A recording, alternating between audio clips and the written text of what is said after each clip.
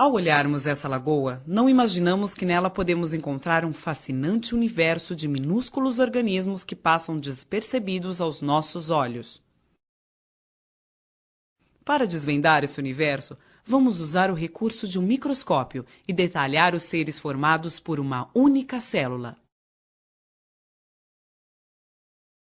Os unicelulares eucariontes. Nestes organismos, a célula possui basicamente membrana plasmática, citoplasma e núcleo. Eles habitam o nosso planeta há pelo menos 1 bilhão e 500 milhões de anos. Ao longo do tempo, diversificaram-se, passando a ocupar todo tipo de ambiente úmido. A célula desses seres tem que desempenhar, a um só tempo, os papéis que as milhares de células especializadas de um ser multicelular desempenham em conjunto. Vamos explorar alguns aspectos da biologia desses organismos. A ameba desloca-se lentamente sobre o fundo da lagoa, emitindo prolongamentos que estão constantemente deformando sua célula.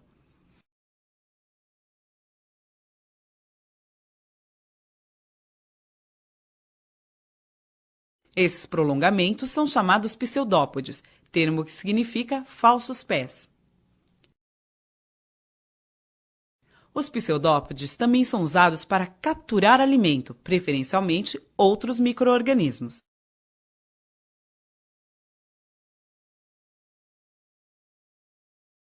Recém-capturados são digeridos em vacúolos digestivos dentro da célula.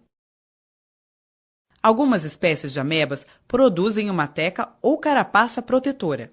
Esta teca-ameba aglutinou grãos de areia com muco, depositando-os ao redor de seu corpo. Neste outro caso, a teca foi totalmente secretada pela célula. Nas teca-amebas, há apenas um orifício, por onde saem os pseudópodes usados na locomoção e na captura de alimento. Os heliozoários são ameboides de corpo esférico, com pseudópodes eretos e finos, irradiando-se da superfície da célula. Vivem geralmente associados a raízes de plantas aquáticas, alimentando-se de outros micro-organismos ou até mesmo de pequenos animais que tocam nos pseudópodes. As euglenas são flagelados muito comuns, que possuem cloroplastos, organelas ricas em clorofila, pigmento verde fundamental para a realização da fotossíntese. Nesse processo, sintetizam seu próprio alimento a partir de gás carbônico e água, havendo liberação de oxigênio. As euglenas deslocam-se no meio utilizando o flagelo e procuram locais onde a intensidade de luz seja adequada para a realização da fotossíntese.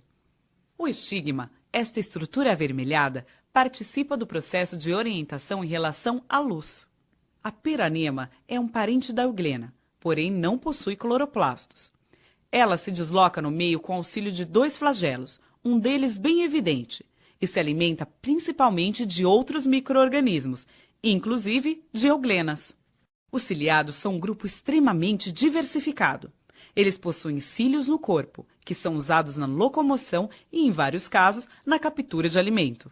No paramécio, o corpo repleto de cílios permite uma ágil natação para frente e para trás.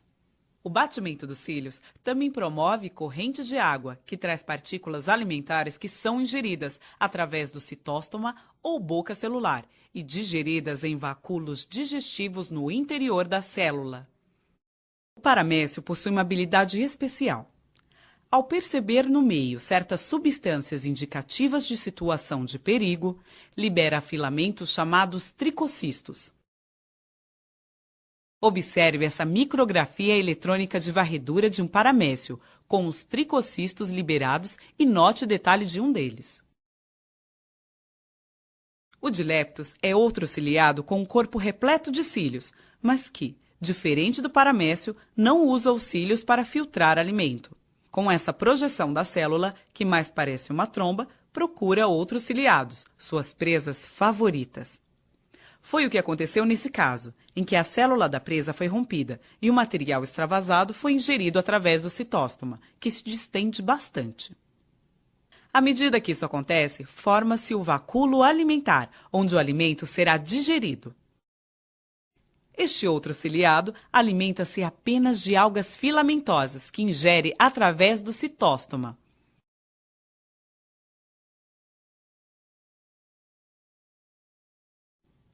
O euplotes é um ciliado curioso, que mais parece um pequeno animal. Ele se desloca sobre o fundo da lagoa usando cílios especializados, chamados cirros. Por meio de outros cílios especiais, filtra da água seu alimento. O stentor é outro ciliado que utiliza cílios especiais para filtrar o alimento. Ele pode se movimentar ou se fixar a um substrato, mudando a forma de seu corpo. Já as vorticelas vivem a maior parte do tempo fixas ao substrato por meio de um longo pedúnculo, que se contrai e se distende. Os cílios especializados promovem correntes de água que trazem partículas para a alimentação. Todos os ciliados são heterótrofos, mas alguns possuem algas simbiontes, como é o caso deste paramécio, que possui em seu citoplasma muitas algas verdes. Nos unicelulares eucariontes que vivem em água doce, muita água penetra na célula por osmose. Isso ocorre porque a concentração osmótica da célula é maior que a da água ao seu redor. O vacúolo pulsátil ou contrátil recolhe e elimina a água que entra em excesso na célula. O número e a forma desses vacúolos variam nas diferentes espécies. Nos paramécios, há mais de um vacúolo por célula. Sua forma é estrelada e sua posição é fixa. Nas amebas, há apenas um vacúolo por célula e ele tem forma arredondada.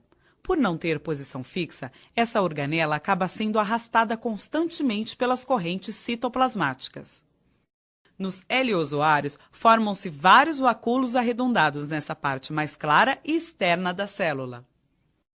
Vacúolos pulsáteis são reduzidos ou ausentes nos unicelulares eucariontes que vivem no mar. Nesses casos, a concentração osmótica do meio é semelhante à da célula. É o caso desse foraminífero. Observe que ele possui uma carapaça protetora, com uma abertura por onde saem os pseudópodes, que são longos, finos e ramificados. Por meio deles, desloca-se no fundo do mar e captura diminutas partículas para sua alimentação. A reprodução na maioria dos unicelulares eucariontes ocorre por bipartição, um processo assexuado, no qual um indivíduo dá origem a dois outros idênticos.